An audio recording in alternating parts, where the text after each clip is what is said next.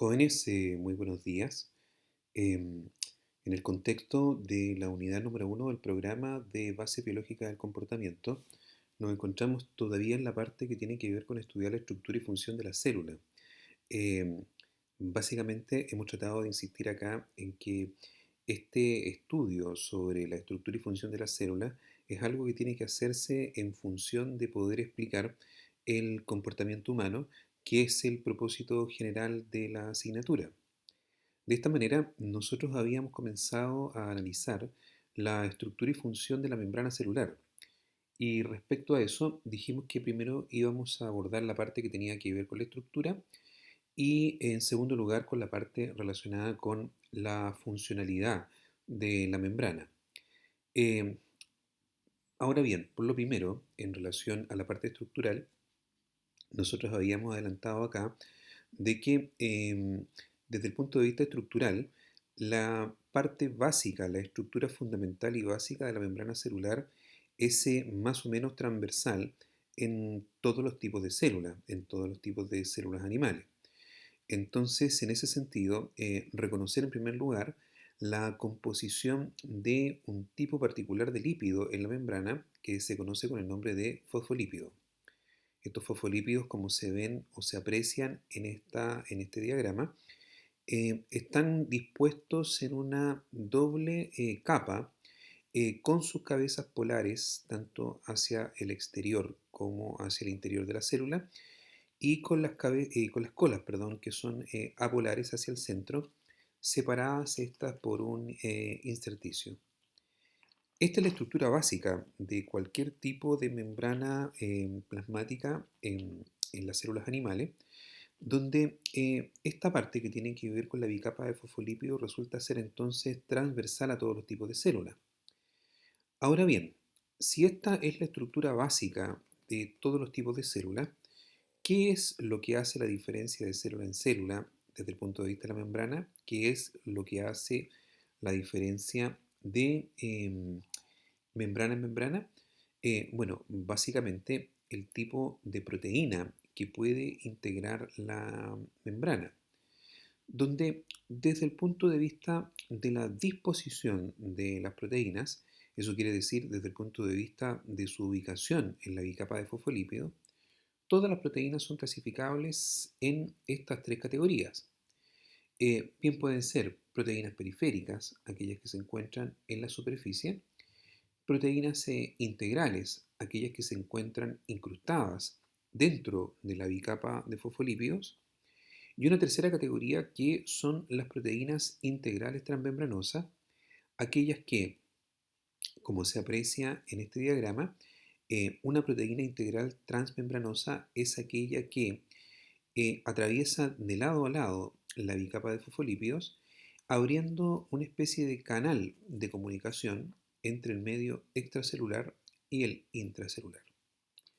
Aquí, por ejemplo, se ve una proteína periférica y en este sector de acá una proteína integral que se aprecia que está incrustada dentro de la bicapa de fosfolípido. Ahora, de forma complementaria a esta clasificación, nosotros tenemos también una clasificación funcional de las proteínas, donde esta clasificación funcional parte por destacar, en primer lugar, a las llamadas proteínas de adhesión celular. Estas proteínas de adhesión celular que se encuentran en la superficie de la membrana de la bicapa de fosfolípido permiten que la membrana se pueda unir a otras células adyacentes o bien permitir la unión entre la célula y otras estructuras de carácter extracelular. Por lo tanto, esto permite a las membranas reconocer otras proteínas, unirse a otras células y de esa manera, por ejemplo, formar tejido. Veíamos a continuación un tipo de clasificación funcional que destaca el papel, el rol de las proteínas transportadoras, donde estas proteínas transportadoras tienen por función básicamente facilitar el paso de sustancias desde el exterior hacia el interior de la célula o al revés, desde el interior hacia el medio extracelular, seleccionando y permitiendo el paso de determinados tipos de sustancias bajo distintas condiciones. En algunos casos permiten el paso, por ejemplo, de eh, iones como el sodio, el potasio, el cloro y el magnesio de una forma libre, mientras que en otros casos lo permiten bajo la presencia de ciertas señales químicas o señales eléctricas y bajo el gasto de ATP. Otra forma de proteína desde el punto de vista funcional, obedeciendo una clasificación funcional, son las proteínas receptoras que analizamos anteriormente y que actúan básicamente en el reconocimiento de moléculas señalizadoras para luego de eso transmitir información hacia el interior de la célula que la mayor parte de las veces genera una cadena de cambios químicos en el interior de la célula. Es decir, estas proteínas receptoras son exclusivas, por lo general, y permiten unirse a ciertas moléculas señalizadoras como por ejemplo neurotransmisores u hormonas, y a través de eso esto facilita la transmisión de información hacia el interior de la célula. Y por último, desde el punto de vista funcional, destacar el papel de las enzimas integradas a la membrana, donde en este caso estas enzimas integradas a la membrana permiten catalizar un conjunto de reacciones químicas diversas que ocurren en la superficie de la membrana y de esta manera regular también el paso de sustancias hacia el interior u otras veces regular también el reconocimiento de moléculas señalizadoras por parte de las proteínas receptoras. Un ejemplo de proteínas que sean enzimas integradas a la membrana lo constituyen ciertas enzimas degradadoras que se asocian a la acción de determinados tipos de neurotransmisores. Entonces, para poner un ejemplo, podríamos decir en este caso que si yo tomo un neurotransmisor cualquiera, supongamos por ejemplo el neurotransmisor acetilcolina. La acetilcolina es un neurotransmisor que permite, dentro de otras cosas, regular la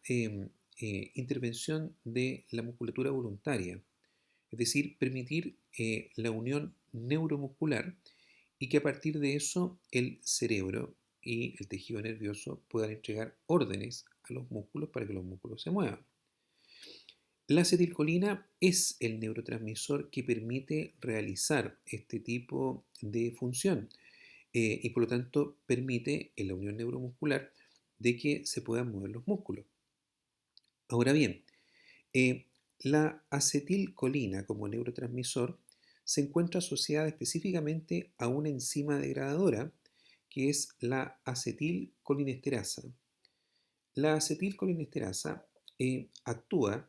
cada vez que en el espacio intersináptico se acumula una gran cantidad de este neurotransmisor de la acetilcolina.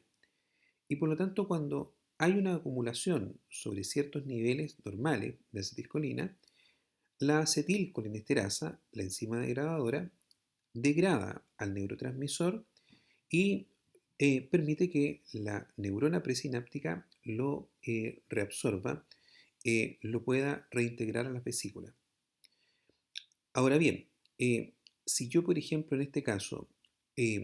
tengo algún tipo de sustancia química que lo que haga, por ejemplo, es destruir a la enzima degradadora, a la acetilcolinesterasa,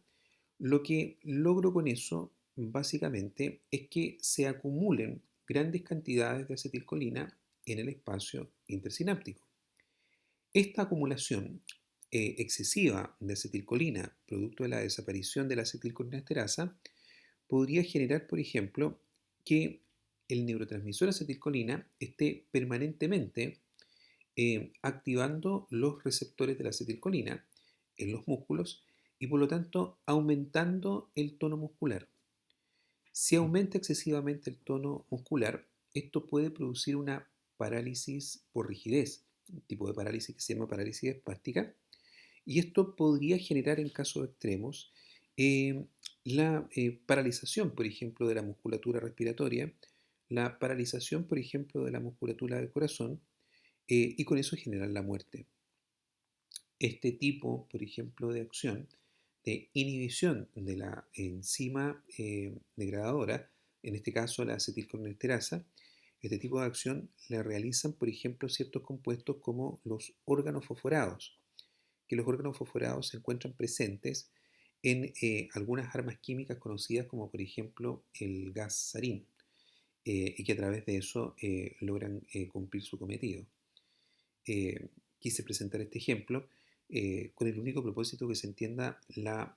función de estas enzimas, que son proteínas, que están integradas a la membrana, en el sentido de que pueden efectivamente eh, ejercer un control sobre la cantidad que se acumula de un neurotransmisor en el espacio intersináptico, y que a través de eso se pueda apreciar con cierta claridad eh, que estas enzimas son absolutamente relevantes en esa función, en de regular las cantidades del neurotransmisor en el espacio intersináptico, y por lo tanto pueden intervenir directamente en